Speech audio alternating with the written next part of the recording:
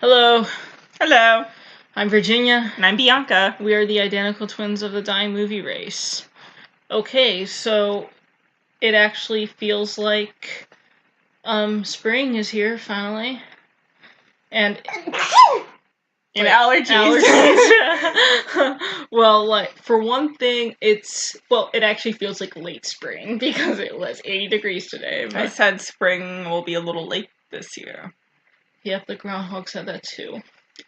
Yep, and you didn't believe him. No, I'm joking. I did, and I was afraid to, and he was right. Okay, well, we're talking about the East, obviously. You on the West Coast, you're doing great, as always. Alright, well, before we get into things, gonna talk a bit about movie news here, like we normally do at the beginning of these things. You wanna take it away? What were we going to talk about? We're gonna just mention briefly, about the new Star Wars movie. Oh, yeah, the Solo. We saw the trailer for that this week, like when the new trailer for it came out. Yeah. And, well, while I'm very happy a lot of people online seem to be excited about it, I wish I shared their optimism because, yeah. Well, we actually, last weekend, we were watching the Star Wars movies. We're kind of biased because Han Solo's our favorite character. He's everyone's favorite character. That's why they made a movie about him. I know. But maybe people who haven't grown up on Star Wars films as much, would be excited for them. Yeah, and also, again, watching a Han Solo movie about Harrison Ford it's tough. That's the major problem here. Yeah, Donald Glover is Lando. We keep saying to each other, we're like, if the movie was Lando with Donald Glover, we would watch that. I'd watch the hell out of that. Yeah, it'd be amazing, but yeah. And I said, luckily there seems to be a lot of Chewie. So that's good. We like Chewie. Yes. But we were also saying that it doesn't, from what we got from the trailer, it's not like we want to hate this movie. We want it to be. I want to be good because I want to see it. I don't just want it because, like I said, it could be a good movie, but I may not like it. But I want to like it. I want it to be. Because I didn't want it to exist in the first place, but that doesn't mean I don't want to like it. Yeah, because it is a Star Wars movie. Yeah. And but it doesn't feel like a Star Wars movie when you see the trailer. At least, I mean, we were saying we feel like we were watching a trailer to like Guardians of the Galaxy. Yeah, like a Marvel movie. It really felt like a Marvel movie, which is good if it's Guardians of the Galaxy, but it's not. It's Star Wars. But I think that was kind of clearly what they were maybe going for. Maybe, but I mean, also, but Han Solo isn't Star-Lord. He's Han Solo. We were also saying that one big reason why we didn't want them, we were hoping they weren't going to do a Han Solo movie was because we don't want to know anything about him before the original trilogy because, you know, we like him the way he is. Mm-hmm. Not only that, but he really doesn't, I don't feel like he needs a backstory. I just don't. I feel like if maybe Lando or Yoda can use one, but I don't need to know more about him. Even Boba Fett, I could kind of understand. I would watch that. But again, it's because Han's one of the main characters. He's everyone's favorite. If you screw up even a little bit, you're gonna piss people off. Yeah. And you're gonna piss us off because I was joking with you. I was like, if they do something I don't like, I'm gonna get so mad I might cry and leave the theater. Alright, so yeah, it's just so many feelings, and I wish I was more optimistic about it, but we'll talk more about that later, probably. Anyway, also, a quick note, we usually do, we'll add movies to our collection about every week or so, and we usually have a set amount we like to spend on movies to add to the collection, and we always do themes of what we're going to spend it on, and I just, like, for instance, this past week, I got Peter Sellers movies, and Bianca got Hammer horror. Christopher Lee films in particular, but yeah, the Hammer horrors. Yeah. But he was the main person I was looking for. Yeah, so Hammer horror with Christopher Lee. Yeah. Yeah, and... although one of them isn't Hammer, but... oh, okay. Alright, I'm sorry. She doesn't watch a lot of Hammer. No, not like you. But, but this week, so we thought it would be nice to just mention what we get for, like, what we're gonna focus on every week, and I'm, for the next couple weeks, gonna be doing movies from around the world, like, classic movies, obviously, and this week I'm going to be doing, Japanese movies. I'm probably gonna be mainly focusing on samurai movies, because I love Kurosawa, and there's not as much of him in my collection as I would like, so and not just Kurosawa, but other Japanese directors, I think I'm going to focus on them this week. What about you? I don't know yet. You'll find out next week. You said, but you were thinking maybe free codes or something. Yeah, or maybe I'll do that for like a whole month or something. Yeah. But we'll see. Alright. Now the topic at hand. We are going to be talking about violent cartoons.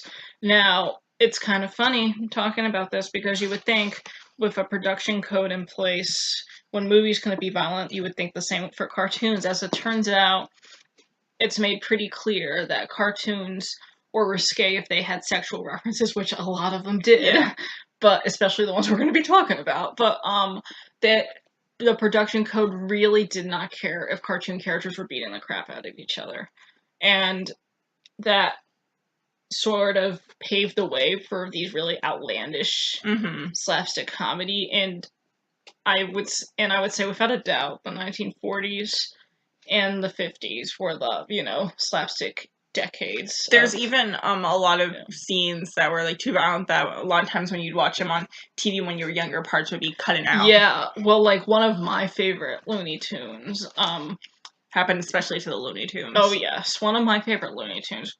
Sometimes they cut them for political correctness. That should probably be noted. Yeah, I understand that makes that. sense. Cutting that for kids, I totally get because it's kids, but yeah. Like, and again, as we mentioned last week, they did with Our Gang too. Yeah. Yes, they did. There's some they don't even show. Which, again, makes sense. But, like, again, for kids, I understand wanting to censor them. And for people like us, it's fine. Yeah, on the DVDs, they don't censor them, but the DVDs are not made for children.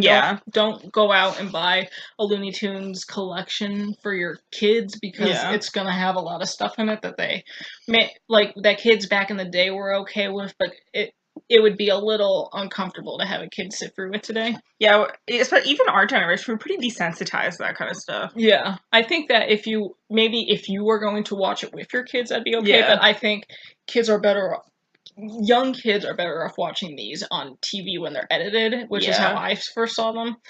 But as I was saying, one of my favorite Looney Tunes growing up was the Scarlet Pumpernickel. Yeah. Mm-hmm. And because one reason why I liked it was I remember watching it with my mom, and I always watched Looney Tunes with my dad, never my mom. I never really heard her laugh much at them or anything. And again, she never really watched them with us, but she watched them growing up, but she didn't watch them with us really. But she was really laughing at it, so I was like, oh, so this is really funny. But when I was watching it like on DVD for the first time, like 2 years ago, I realized the ending is not the ending I saw, because it ends with like a suicide joke where Daffy shoots himself in the head and says, "Boy, it's getting to the point where you have to kill yourself to like make a picture." And I'm like, I didn't see that ending before. That's like on the one Bugs Bunny one with the tortoise and the hare, where the gangster bunnies like say meow, he tells us, and they kill themselves, and that was often cut out too. Yeah, because I didn't remember that either. Yes, there's a lot. Yeah. There are a lot, and I mean a lot of suicide jokes. Yeah, in Looney Tunes. That's not just Looney Tunes. Though. Yeah, that's a pretty much a cartoon thing, and it's so over the top. It's not supposed to be taken seriously, because obviously suicide isn't a laughing matter. Yeah, it's not funny. It's more of the, I guess, failure to do with that. Well, even Disney, Disney, like, perfect Disney would make jokes like that. Yeah, they would, because there's the one with Daisy the Duck where Donald becomes a crooner and leaves her and she contemplates suicide. There's also Plutopia, which is maybe Disney's most surreal cartoon. I find it funny. Some people might find it too surreal, but where Pluto has a dream about a cat that is teasing him, that the cat is like his butler who has a Maccaeus type of reaction to being punished. And so he like tries to shoot himself in the head at one point, and he's like, "But sir, I must be punished." And so again, not something you would want to maybe show a kid. But I guess they had a different sense of humor when it came to that kind of thing back then. Yeah, and again, it is done so over the top. It's not like you're going to be taking it seriously. I'm not going to be like, I'm offended, but yeah. I can understand. But I personally wasn't offended. No. But But I think it is important to note that these cartoons, many of them were aimed at an older audience. Yeah. Sometimes, usually even an adult audience, even though they were also popular with kids. Well, as we mentioned last week, back then cartoons were made for everyone, not just children. Yes. Today we think of them as because everybody went to go see them. Yeah. Today we think of them as something for children, which is odd because a Yeah. lot of cartoons are only for adults. You know, you look at Adult especially in the Swim. past couple of years. Like at first it was just The Simpsons for a while, and then everybody wanted to be The Simpsons. But now adult cartoons are all finding their own niches, which is good for fans. Like some of the most really popular shows ever now are cartoons for adults. And they're not Simpson clones, which is nice. But I think that, and obviously there were a lot of violent cartoon clones back in the day, but I think that it's important to note that these cartoons are often the ones that purposely try to push the envelope, and they clearly weren't. And everyone who did them said they never had kids in mind when they were making them. Like Tex Avery said, he just thought about what would make him laugh, and it usually aimed at a much older audience. And I remember hearing people talk about how they would go see a Tex Avery cartoon when they were like 17, and they would find it funny, and their like younger siblings wouldn't get any of it because it was so sexualized and you know, based on all these adult humor. A lot of times they'd spoof movies, and there's no way kids saw those movies.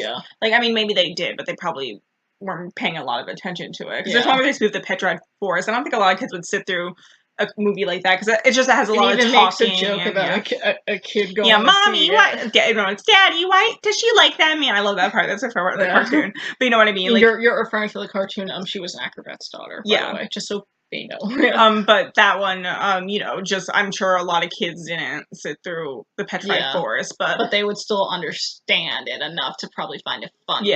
Even though like, you don't have to see the film to find it funny. Even though the adults would probably personally get more out of it. A joke like that.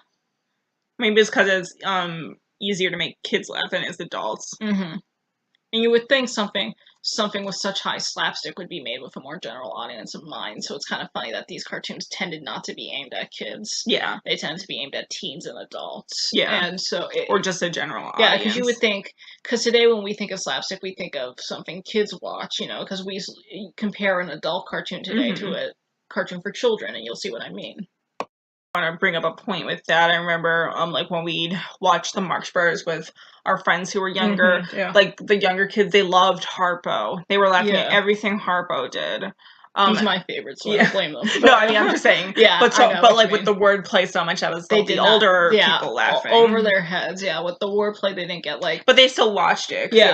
They thought it was funny, but they knew something funny was happening. Like, and a lot of the puns went over their head. I remember, like, you know, there ain't no Santa Claus. Like, I think that went over their heads, I think, and, but I think that, it's...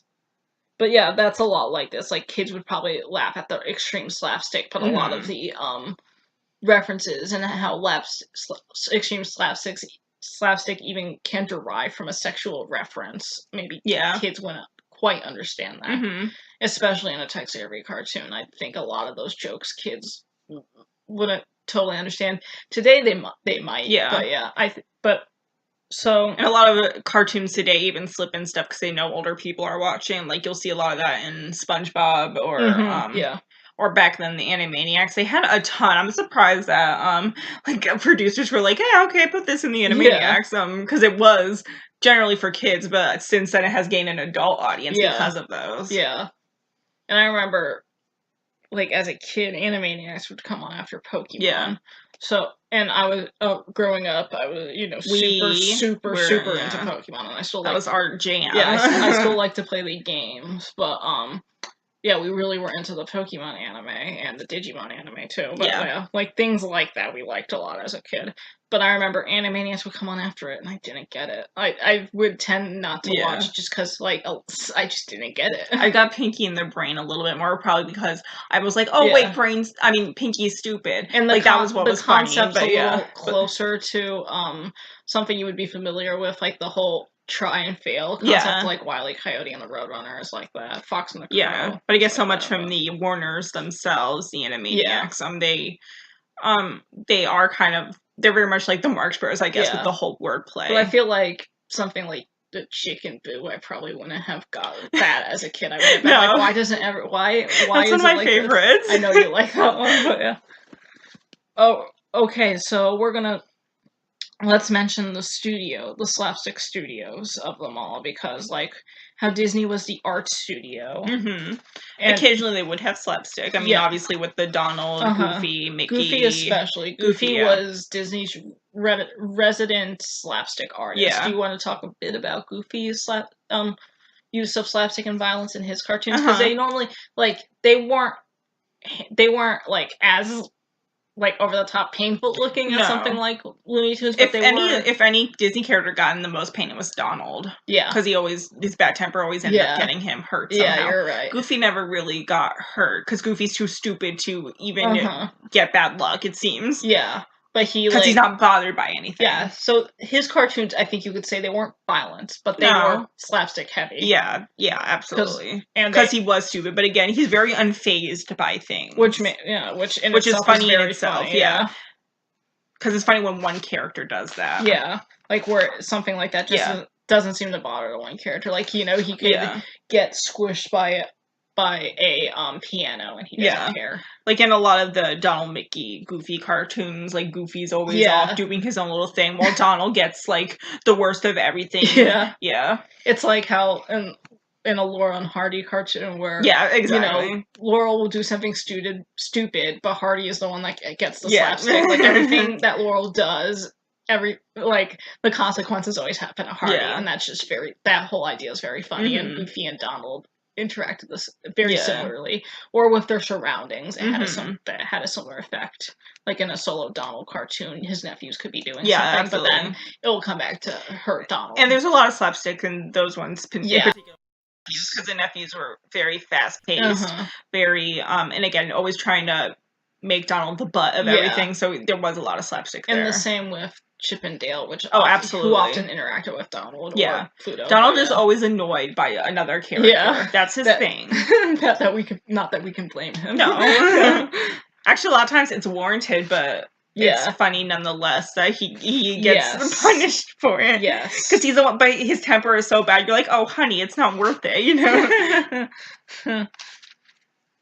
But, so, obviously Disney, the Kings did it, and did use some ideas from these cartoons, and it's funny because they were the trendsetters, but yet they were able to take something from other studios and sort of put their own spin to it, because it never felt like the other studios who were really over the top violent. MGM, Warner Brothers, and Universal particularly were very much into this type of comedy, but Disney sort of just handled it in its own way, which is fine. Their feature lengths at the time didn't have as much slapstick either as their cartoons, because again, it wasn't really a defining trait of the characters. I mean, sometimes you would, like Dopey in particular is kind of Captain slapsticky. Hook gets absolutely, a lot of slapstick, and it's amazing. There's sometimes one character, but it's normally not the whole thing of the movie. And it's not the main joke of because the purpose is to tell a story with the movies, while a cartoon is it's really not a story. It's almost vignettes of comedic pieces. And it's to make you laugh. And it's funny because back then, their cartoons... I mean, the Silly Symphonies did tell stories. I just want to put that out there, but anyway.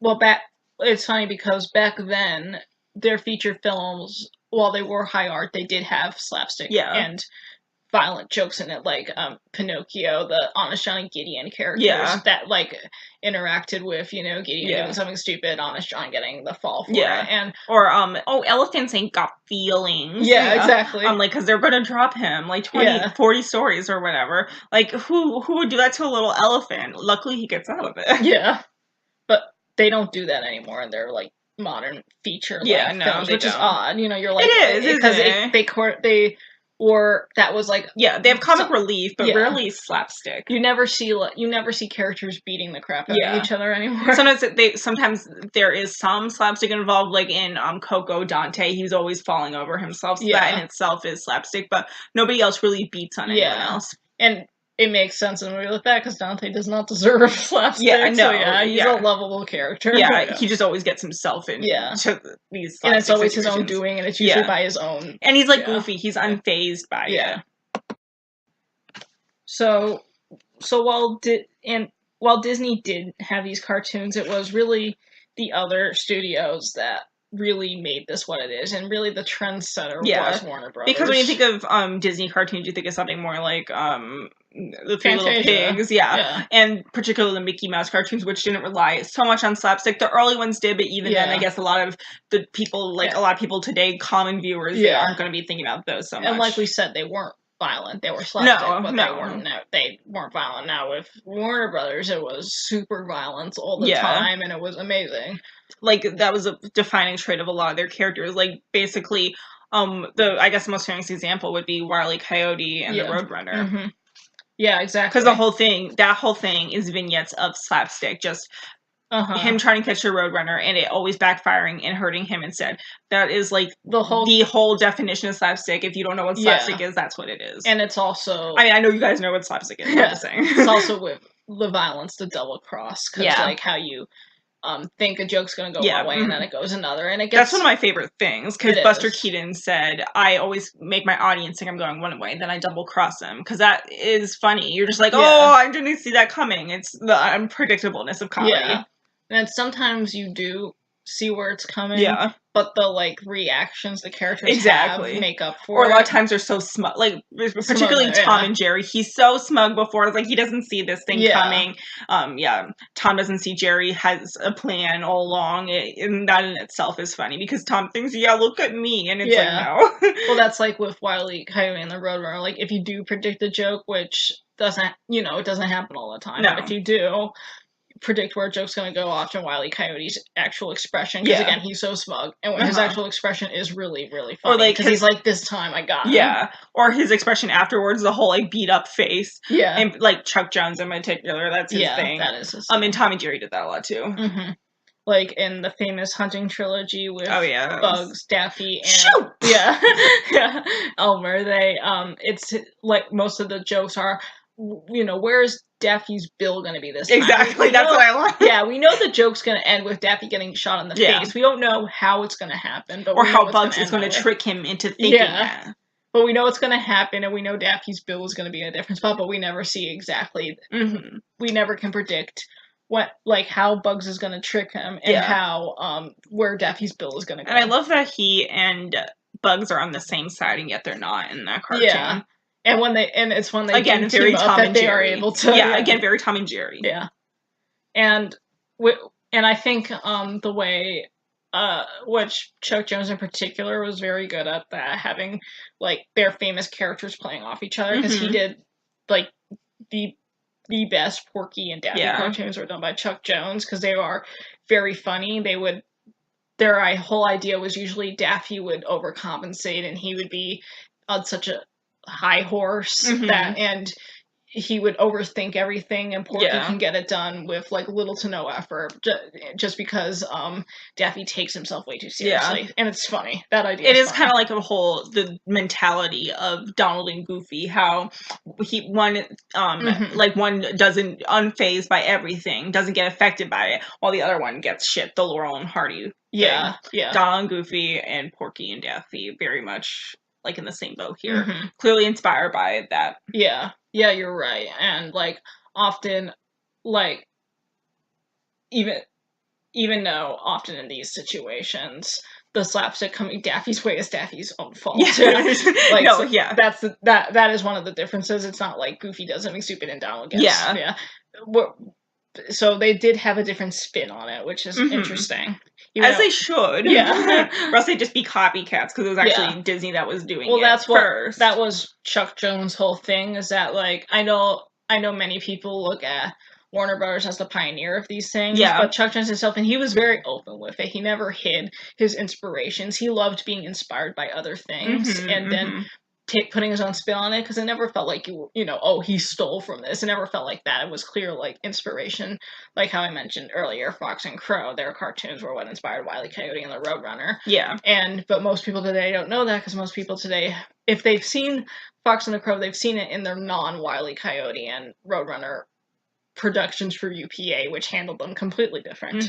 So where they did Robin Hoodlum and Magic Fluke, not Flute. No. Yeah. And they did Mozart? Yeah, they did Mozart. But, those cartoons don't follow the Wile E. Coyote and Roadrunner whole plot point.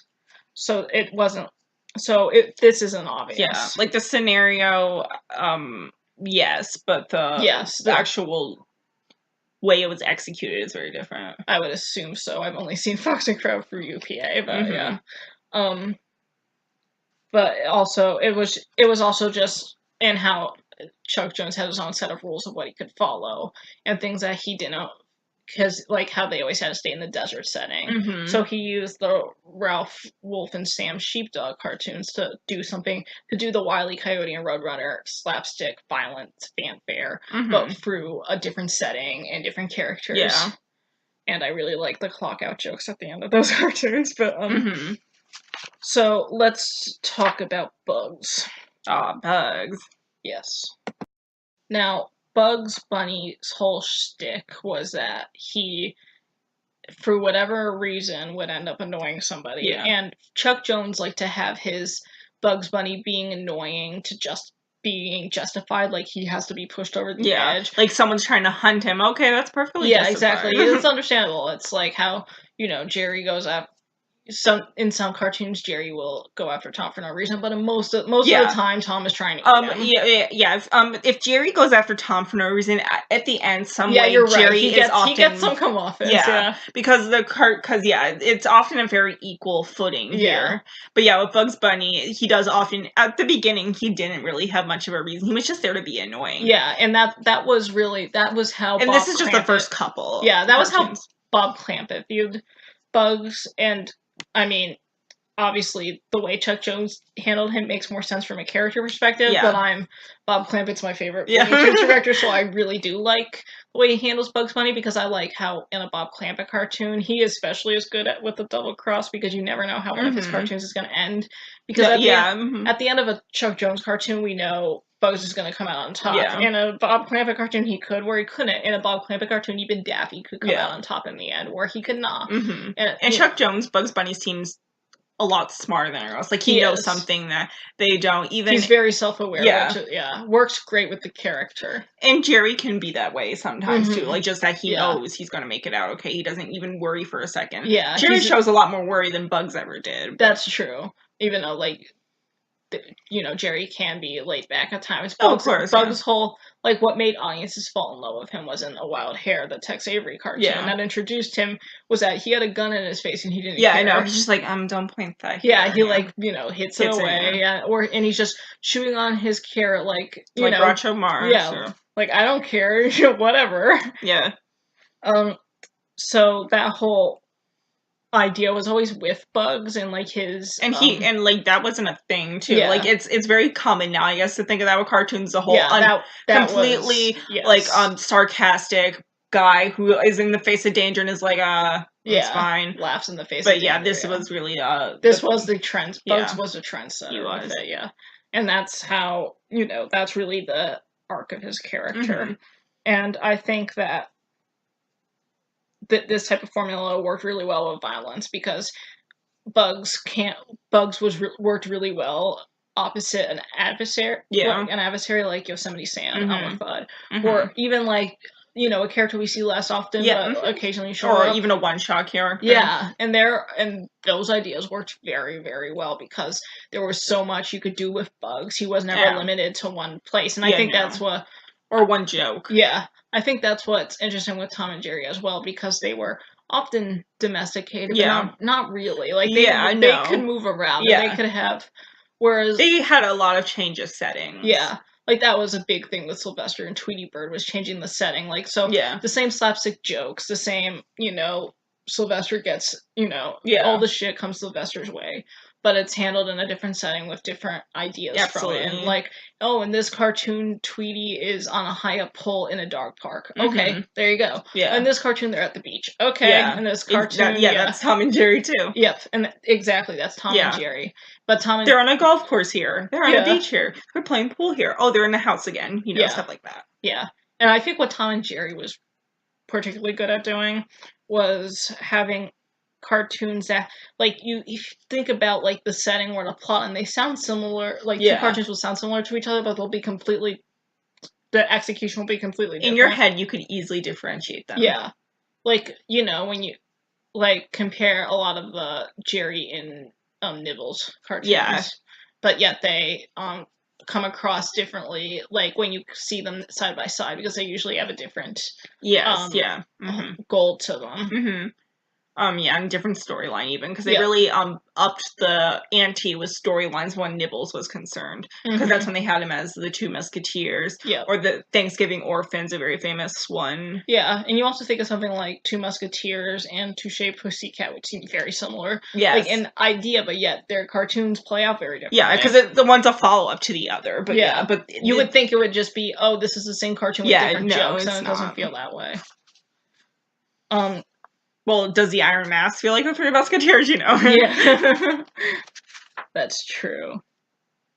Yes, I just compared Tom and Jerry to the Iron Mask. Well, which Iron Mask? Louis Hayward. Yes, that's the best one. Of course! Because Louis Hayward is hilarious. I love him. Yeah. Very underrated. Oh, yeah. Love him. Okay, but... Enough about Louis Hayward. I'm sorry, we're fangirling over here. Okay, so I think that also what was interesting with Warner Brothers and MGM is that they didn't just have one cartoon that was doing the violent slapstick, like how Disney would have, like, slapstick with some of their characters, but not with others. Yeah. With MGM and Warner Brothers, all their cartoons were violent slapstick fests, and I think, which I remember... They had a signature. Yeah. Disney was, they liked having different areas, because also cartoons was their main expertise. Yes. At Warner Bros. And MGM also, they're obviously doing live action films. The cartoon's really a small little part of this studio. But, so they really just had their own branding here. It was all about brand. Yeah, exactly. And I also like, at MGM, you had different people working on different series. You had, Tex Avery doing Droopy, and originally doing Scooby Squirrel, which he hated doing. Yeah. But, And unlike Warner Bros. At MGM, you had Hanna-Barbera do all the Tom and Jerry. Yeah. They switched directors quite a bit, and Looney Tunes, and each of them had their own sort of idea of these characters. I mean, they have the same... They have the same outline, but the way they portray them can be different. Well, especially with Bugs and Daffy, because something like at Warner Brothers, like, you know, Foghorn Leghorn was only Robert McKimson. Well, Sylvester was also considered the, like, Looney Tunes MVP because all the directors used him for a different series. Whereas, like, Fish Feeling did Yosemite Sam, and Chuck Jones did Pepe Le Pew, and some of our favorites. Because he's Charles Boyer. That's why we like him. Yeah. So, you know, they all had these different series, like with MGM. But, like, MGM would have, different, like, it was funny because you hear about those, because you feel like, when I get the sense of Termite Terrace at Warner Bros., I get the feeling everybody worked very closely together, even if they were working on different things. Like, I think of that with MGM, too, actually. Like, Tex Avery's unit at Warner Brothers was him, Bob Clampett, and Chuck Jones working for him, and and whereas, you know, Fish Feeling had his own set of things, but you still got the sense they worked pretty closely together. Even though both of those sections have a different feel, yet they don't. It's one of those things. They still feel under the same umbrella. Yeah, it's really hard to put it into words. It's one of those things you just feel. Yeah. It's like when you watch a Preston Sturges film, you're like, that's Preston Sturges. I don't even have to hear anything. That's the Lubitsch touch. You know? Yeah, I know when I see it. Yeah, exactly. That's it. It's one of those things you can't really describe so much. Yeah, and so whereas with MGM, it seemed different there because it was like, you know, while on paper you can think that the slapstick of Droopy and Barney Bear and Tom and Jerry were all very similar. It felt like they really, because, like, at Termite Terrace you got the feeling that a lot of the creators would switch around. Yeah. A lot of the animators would, and they would. A lot of the storymen and animators would switch around. But with MGM, it seemed like a lot of the teams were very set. Absolutely. And but they also had this like friendly rivalry with each other. Because the Avery guys and the Hanna-Barbera guys would all try to outspeed the other. Yeah. They would try to make the fastest cartoon they could, and that's whole idea is really funny. Cause you see like because they all have the same feeling. Like you see them, you're like, this is Tom and Jerry. Like they have just that Tom and Jerry look. Whereas Tex Avery has his Tex Avery look. Yeah, they're different characters, unlike Tom and Jerry, but they have the Tex Avery look. Yeah, same idea of violent cartoons, but handled very differently. And obviously Tex Avery is like famous for the awooga kind of stuff. Yeah. He's also known. His type of joke was also what he liked to do was he would build up the joke and then have the joke land and then do another joke on top of that and then do another joke on top of that. He would usually do a 3-beat type of, like with beats in between. Yeah, he just keeps going with it. Yeah. Seeing how far he could one take joke. It. Let's go to the other one. Let's go to the other one. Yeah. Yeah. Exactly. Not so much that. Yeah. He moved on a much more fluid idea. And so outside of obviously we need to get to the other big slapstick studio because there were technically 3 of them, the other being Universal. Yeah.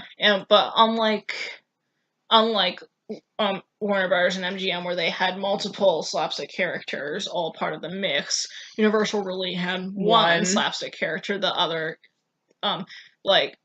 Chili Willy was pretty slapstick. He was, yeah. But Andy Panda was like Mickey Mouse. He was. Yeah. Just whereas obviously their most famous character is Woody Woodpecker, who is super slapsticky. Yeah, absolutely. He is Bugs Bunny on crack. That's I think the best way to describe him, because they had like the same creator behind them, Ben Bugs Hardaway, who Bugs Bunny is named after, who did the proto design of Bugs. This was clearly the type of character he liked. He liked the zany character who doesn't have to explain himself, just goes crazy. And the way their style is very similar. And both started out as rather crude drawings in their first cartoons, and then you see them get cute over time. Yeah, they get more. Yeah, they get a much more friendlier design. Yeah, so it's kind of strange seeing that. Yeah, like parallel. Bugs Bunny and a wild hair. Like, I mean, he looks like you could tell it's Bugs Bunny. Yeah, and he doesn't have his voice quite yet. No, he doesn't. But he seems lean. He seems bug-eyed. He just. There are these little his things face about like him. has a more perturbed, Whereas like if Woody went through a way more extreme transition, way more crude. Yeah, he is like I mentioned this in. It's like when you see The Simpsons in their first episode. It's just really like that because it's them, but you're it's like different. I know it's Woody, but it's but like they're like when Woody first started out, like his first cartoon, he has like buck teeth, he has cross eyes, he's he looks really like dopey, and the cartoon distributor said like I don't want to put that thing on TV. And then again I joked in my blog, I said that's why he doesn't make cartoons, because he turned out to be such a big hit. But compare him to Barber of Seville when he got his official Emery Hawkins redesign. It's like how when Bugs Bunny went through his McKimson redesign, where it just is like you're like, oh, there he is. Yeah. And before that, he started looking closer to it, but it's really in that cartoon where you're like, that, there he is. And it's also the first cartoon to really, where you feel like his pacing is and it's also often considered his best cartoon. Yep, which is isn't that strange? Yeah, and it's also James Culhane's first cartoon with him. Oh so my God, he knew what he was doing, and his whole idea was similar to with MGM, how they would try to outspeed one another.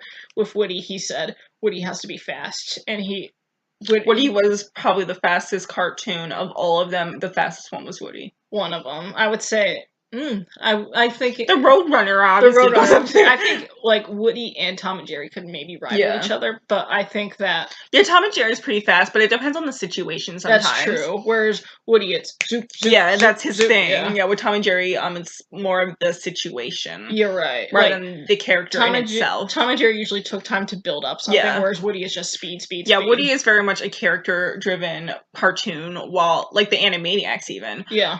While Tom and Jerry is very much the scenario, the cat and mouse game. Yeah. But James Seamus Culhane made his animation team for Woody watch like Russian avant-garde films, especially the works of Eisenstein, because he said the way it was edited and cut and would split and would just feel fast, and like, you couldn't even like contain all of it in your brain because even it's just early, so quickly cut. Even the early designs are kind of similar to, I guess, even the foreign cartoons, because the way they were drawn was a lot more like the crude kind of characters. Yeah. They weren't so much cutesy. Yeah. And I think that, so that is what he used. So really, when we think of violent cartoons, we think of fast-paced cartoons, cartoons that just go a mile a minute. And and all three of these studios where you don't have time to really think about the violence. I guess that's why people don't really think about them, because they're too fast. Like, they get over it in a second, so you don't even think of it as violence. Yeah. And as when Larry Mullen talks about it, he says one thing with the violence in a lot of these cartoons, I think he was even talking about Woody when he mentions this. He said, the slapstick is so extreme that we never think, "Ow, that hurts." No. Like, I don't watch like Tom be flat into a pancake and think, "Wow, that hurts." Yeah, I don't watch the end of Bad Luck Blackie. Who can relate to that? No one. Yeah, exactly. I don't watch the end of Bad Luck Blackie where Spike has a bunch of things fall on top of his head and think, well, that would suck. I mean, those things don't cross your mind because they're not normal. And the characters in themselves don't really, like, I mean, they are hurt. Like, it doesn't it's not a permanent damage. Yeah. Which is why I guess I said it's really hard to think of it as violence when it's like that. Because it's there for a second, but they get over it. Yeah, they like shake it off. It's like, and that like, how many times has Wile E. Coyote fallen down a cliff and he's just he's fine in the next scene? Well, I remember that was one of Chuck Jones' steps with Wile E. Coyote, was he said after every extreme slapstick we have to see him get up. Yeah. So that we could know that so that we could see he never loses his drive to try again. Well, so then it's not so funny. You're like, oh my god, what happened? Yeah. That poor coyote just wants to eat. It'd be like if Elmer actually ate Bugs Bunny or something. Yeah. Which brings me up to another really important thing to talk about with this is sometimes you root for the other guy in this. Like, you root for the underdog. Yeah. Like, I don't find that the case with Woody at all, because normally he's not doing high damage, he's just as being a jerk to somebody, whereas compare that to Wile E. Coyote and the Roadrunner. Like, as a kid when I watched it, I'd be like, can't somebody throw this poor guy a bone? He doesn't have to eat the Roadrunner, but can't somebody throw this guy a bone? Would something nice happen to him? Yeah.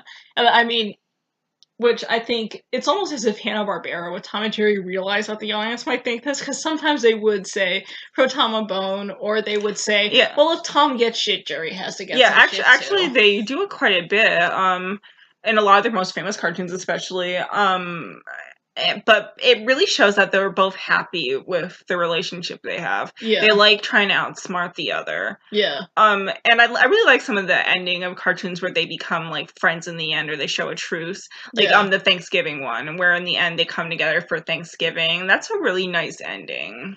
In the end, the cartoons do end quite differently, and sometimes you really do have them appreciating each other in the end. And also there's the one where Tom has a bad dream of him trying to apologize to Jerry, or else he'll go to hell. I know, kid-friendly, huh? And just as kid-friendly as Pluto's Judgment Day. but every time he goes up to Jerry, he's so afraid of him, he can't get him to sign the thing, because he's just like, no, get away from me! So when he wakes up, he's so relieved, he goes and kisses Jerry, and Jerry's like, okay. Endings like that. Like, Hanna-Barbera did have heart when it was called for. Uh-huh. Yeah, more so than the other studios did. Yeah, absolutely. Because Wile E. Coyote, like, he never got a bone. Tom would get, every once in a while, he really got something. Yeah. Yeah, exactly. Or Jerry, at least, was on equal footing with him at the end, because there's also the one where Tom dresses up as the baby, and Jerry makes fun of him and gets the other cats to make fun of him. And in the end, he gets the medicine. Yeah. A taste of his own medicine. Get it? Get it? Yeah. Whereas, so I think that something that should also be mentioned is while we do feel these things, you do sometimes feel bad for the underdog. There are definitely most of these cartoons really, really lost their ways when they lessened the violence, or especially when their budget was slashed. Yeah, when their budget was slashed, where they all studios went through it at the same time. Or exactly, the studio era ended and maybe they went to TV, and you'll notice they'll get friendlier, and you're like, no, I don't want to watch this. Because you had to be a lot more strict on TV. Yeah, which is that. I mean, that's exactly what happened with Woody Woodpecker. His budget got slashed. Ben Bugs Hardaway, his writer and creator and voice actor, left. And I think a lot of people today associate Woody with the TV show. Yeah, which isn't really Woody. Yeah. Well, it's like Tom and Jerry. Like, a lot of people think of their Chuck Jones ones. It's like, well, that's not really Tom and Jerry. No, that's cutesy Tom and Jerry. Like, whereas, I mean, Woody Woodpecker becoming this happy-go-lucky character. No. Like, no, he's a jerk. That's not his thing. He bothers people for no reason, just because it's fun and it's funny. That's the type of thing it's the Animaniac thing. They always bother people because they could. Exactly. And and it was funny, okay? But, I mean, like, who would rather watch something like a character known for slapstick become a Mickey Mouse clone when we could watch them beat the crap out of each other? Yeah, we have Mickey Mouse for that. And whereas, like, and I did mention the Looney Tunes did not go out with dignity either. That, I mean, it was mostly because, again, their budget was slashed and they got softer. Yeah. And they just weren't, and their big directors were gone. Friz Freleng went to do Pink Panther. And the cartoons are shorter by about 2 minutes. Yeah. And Chuck Jones went to MGM to do these more, like, almost artistic kind of cartoons. Yeah, he did. But with his own touch to them. And Tom and Jerry, like, their quality noticeably lessened. And even then, it wasn't so much the cat and mouse game. It was more other stuff happening to them. They couldn't really do the elaborate, like, Home Alone-like sets that they did before. And some of and in the early 50s, they really had a lot of their best cartoons. And, like, Johann Mouse, that's one of my favorite ones, actually. That's a good one. Yeah. I like which one an Oscar. And I like the ending of that one, too. Yeah, that was a good one. And again, it shows that they're happy doing what they do. Yeah. But you look at the late 50s and it's completely different. And also the thing that sucks with that is the studio really... and they're like 5 minutes of cartoons. Yeah. And the studio really held on to Tom and Jerry, whereas they let Droopy go and they let Barney Bear go when Dick Lundy left. And when Tex Avery left, they let Droopy go. But they were like, they wanted to hold on to Tom and Jerry even though Hanna-Barbera were gone. Yeah. And a lot of Looney Tunes were like that too. You really got to see him go, Yeah, exactly. Yeah. Exactly. And same with Tom and Jerry. Especially Woody, because he wasn't even the same character anymore. No, at least like Tom and Jerry, there's always something there. Like with There's Woody... still the basic concept of, Tom chasing Jerry. Yeah, sometimes. The basic antagonism. With Woody, and sometimes there was some pretty nice animation, but with Woody, it was poor animation with a character that was unrecognizable and a design. And I don't like a lot of the design changes they did with the characters later on, especially Buzz Buzzard. He looks way better when Dick Lundy was doing him. Yeah. And when when Lionel Stander was doing his voice, but I almost said Max. it reminds me of like also Oswald. You really in the end they made him look like a regular white rabbit. Yeah, I was like, but that's not Oswald. What is I was like, who is that? I know I see the pictures. I'm like, what? Who's that? Oh God. Okay. Because obviously they were trying to conform to the more Disney because at that time Disney got more artistic and they still had this bunny drawn like Disney did when he first created him. Well, I mean, wouldn't that be like if they did? Okay, you know what? We tried Bugs Bunny for a while with the Robert McKimson redesign, but let's make him a real bunny now. Yeah, exactly. It just wouldn't work, and that's like the same idea. It's just it's not the same character. And then he was just cutesy, and it's like, well, Oswald, that's not really his thing. Yeah. So, there's a lot of cartoons went through this. Yeah. And with Oswald, this was in the 30s, too, keep in mind, not the 50s. Yeah. So, let's talk about what's your favorite Tom and Jerry cartoon. Oh.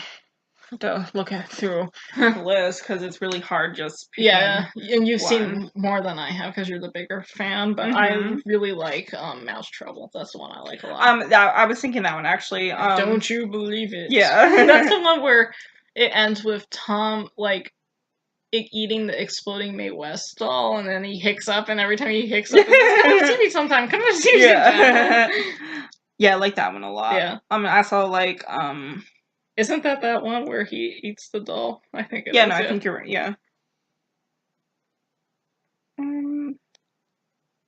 But I said I like Johann Mouse a lot, and also because we didn't talk just while you're looking through that. I just want to mention because understandably because you don't know as much about these cartoons, but Screwy Squirrel and Droopy for Tex Avery are really interesting to talk about in terms of violent cartoons because they went through the Screwy. This is basically the Bugs Bunny transition, whereas Screwy was just supposed to be completely off the walls nuts, where he annoys everybody. Yeah. And his cartoons are considered like really funny today, and a lot of animation lovers really like them. But Tex Avery and his team hated doing them because he thought Screwy was just so detestable. Like he thought, how can anybody like this character? Yeah. When really, he was such a jerk and he was funny that people didn't really mind. But you can understand where he was coming from. So which is why he wanted to create Droopy, like the underdog who you do root for, and he's so nice. Yeah, exactly. Like I like how Droopy often has to be crossed first, or he'll find ways to get around to something. Like in the cartoon Outfox, where Droopy is with all these other dogs, where if they catch a fox, they get a steak. Yeah. And he wants he obviously wants a steak, but he's a little dog compared to all these other big dogs, and so no one takes him seriously. So he just goes up to the fox and says, "Oh, if I catch you, I get to have a steak." And then the fox says, "Oh, okay, I'll ring up all my friends. We'll all go out and get steaks." Yeah. So that's how it ends, and it ends with Droopy on top, and that's so. Compare that to a cartoon ending with Screwy Squirrel on top. This extreme slapstick character who makes everyone's lives miserable coming out on top. You can understand why it gave Tex a sour taste in his mouth, but compare that to Droopy coming up on top as somebody who you root for and we want to see, make it in the end. And I'll say it, like the Droopy cartoon I like the best from the ones I've seen. I haven't seen every cartoon. Really haven't seen everybody's cartoons because that takes way too long. But out of the ones I've seen, I'd like Senior Droopy the best because I felt like that. With Lena Romay. Yeah, Lena Romay. That's really funny. But I feel like that explores the theme of Droopy being the underdog and coming out on top the best, I think. And it's, satisfying. The ending's funny where he's with the live action Lena Romay. And for going back to Tom and Jerry, I like a lot of the ones that involve music, because they were able to use all the MGM songs. Yeah. But one I like in particular is The Truth Hurts. Just the way that opens and ends cracks me up. And just how, these characters realize they're a lot happier when they're at each other's throats. Yeah. And I said I like a lot of those that involve music. I like the Zoot Cat because he talks in jive and he gets a zoot with the So again, a lot of the music ones I also like. Yeah. And the one where he sings like "Is you is or is you ain't my baby." Yeah. Yeah. We ever said Tom and Jerry don't talk. One. Yeah. And I like the one where he would inherits a fortune, but he has to be nice to Jerry. In the end, he realizes he can't do it. He's happier just chasing after Jerry. And I want to, before we move on, I want to talk about Tex Avery's one-shot cartoons. Oh, by the way, that's one where Jerry kind of loses at the end, too. Oh, yeah, you're right. You are right, yeah, because it ends with, because he becomes a jerk and then he gets his comeuppance, yeah. But one, I want to talk about Tex Avery's one-shots, as well as his, Big Bad Wolf cartoons, because they kind of were in a different category, because they usually tended to tie in with Droopy, but this is before Droopy was around, but, or when they just wanted to do them separately from Droopy, but I think I really like a lot of the one-shot cartoons because I really like the visual jokes. Yeah. Like the beginning of the Cuckoo Clock is really funny where it's like the cat saying I was seeing things, and it shows like these little blobs and it points to them and says these are things. Like, that's funny. And I really like Bad Luck Blackie. Obviously, King Size Canary. Everybody loves that one. But my favorite out of those the non like Droopy cartoons would probably be like Little Royal Riding Hood. Where yeah. Red Hot Riding Hood. Yeah, I like the Royal Riding Hood one because of the way. Also because Pinto Colvig plays the one wolf and he's really funny, and I could laugh at his voice all day. Yeah, he has a really funny voice. Yeah, but I really like I like the wolf. Yeah, I like the way I love his over the top reaction. Well, that's why I like this one. I like the way the two and again he's so smug. It's funny. Is. I like how in this one the way the wolves play off each other. And Little Royal Riding Hood, where one is really sophisticated and then the other one is a country bumpkin. Yeah, who, the whole country city cousins. Exactly. It's basically the country mouse if they were super horny. And that's funny. Because they're wolves. Yeah. All right. So, do you want to mention some of your favorite Looney Tunes? Oh my! Ooh. I know it's tough. Well, like I said, I love Pepe Le Pew because he's Charles Boyer, and every time he talks, I'm like, ah, it's Charles Boyer. It really entertains me, maybe more than it should. I don't know. I understand it has unfortunate implications now, but just as a Charles Boyer nut, I love it. It's a cartoon. That is true. I really like the Bob Clampett ones a lot. I like his ones with Bugs Bunny a lot, but I like Hollywood Steps Out. All the characters. I like how you just like the Hollywood parodies. I do. Yeah, and I like those too for obvious reasons. Because I'm like, yay, references. I also I love the Great Piggy Bank Robbery because that one is the surreal images in it. I just I really really like. And what's the one with the books again? Oh, you mean you're thinking of, because I was thinking book review, but I think you're thinking of Have You Got Any Castles? Yeah. Have you got any castles, baby? Of course you would like the music ones because you're really into old music, but and again, it makes a lot of reference jokes. I like those. Yeah. Warner Bros. Made a lot of those. Yeah. It would take me a while to go over all my favorite Looney Tunes. Yeah. I've been even wanting to do like a list of the top 100 like Looney Tunes cartoons or something like that, which I might do at some point, but I do want to mention, as I said, I do like the Chuck Jones ones with Porky and Daffy. I like a lot because I like Robin Hood Daffy, like the I like the Three Bears. They always crack me up. The Three Bears are funny. The baby bear. Yeah. He is so funny. My God. I know. He's so funny. Oh my God. I love him. Like I said, I've always been a fan of the Scarlet Pumpernickel, but I also I don't know. That's Opera Doc. Obviously, we loved that one when we were Rabbit little. of Seville growing up. Yeah, we liked all those when we were little, especially 2. Yeah, but I wanted to mention like a really funny really funny slapstick jokes, such as the one in Robin Hood Daffy where he's swinging from the vine on the tree and he keeps hitting all these other trees, something like that. I find really funny. Because his reaction is funny because he just keeps going for it. But again, the double cross. Yeah, but yeah, I also like the Porky and Daffy cartoons, like the Western one, the Dragonette one, the Sherlock Holmes one. They all are very amusing. Yeah, all the spoofs. Yeah, the spoof. Very big on spoof humor too. Yes. Oh yes. And so we always quote we also always quote Hollywood Steps Out too. Yeah. It was like Henry coming, mother. Like that. Also, yeah. It's it's funny to like actually watch a cartoon that references all these Hollywood stars, and not just like super obvious ones, and has jokes built around. I know. So it is for old movie fans. That's paradise. Yeah. That's all you want because a lot of stuff you watch today don't do that. Or they'll do it with like really obvious and jokes that you've seen before and other things. You're like, oh well, I could have seen this joke somewhere else. Yeah. But. Yeah, good stuff, and I know. And Mystery Science Theater's a lot of reference humor, so that's probably why we like that so much too. Yes, I think, and I'm gonna say Warner Brothers is my favorite studio for cartoons. Mm-hmm. What's yours? Oh God, would it be Disney? Probably. Yeah.